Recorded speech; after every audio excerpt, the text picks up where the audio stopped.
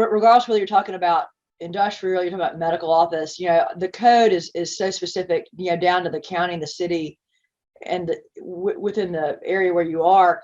Generally speaking, we don't see too much variation between like a freestanding clinic versus an office building. The most notable pieces would be a little more stringent on the ADA requirements, a little more stringent on parking. Parking is probably the most pervasive thing. You don't typically say, okay, the lawyer's office doesn't have to be ADA, but the medical office does.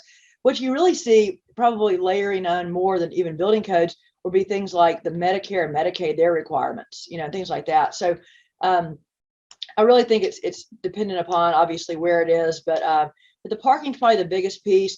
I think you may see a bigger focus on air quality, as a result of this piece. You may have more, a medical office may have more there. Generally speaking, you may have more fire protection requirements based on what you're doing. Of course, if you get over to the ambulatory surgical, you have a totally different set of rules there. But I don't think it's as onerous as a lot of developers would say it is. Where you really get into the cost is really the build out side. It's not really that the city's required X, Y, and Z. It's that the practice requires it, and that's where the cost gets driven more so than necessarily the actual municipal requirements.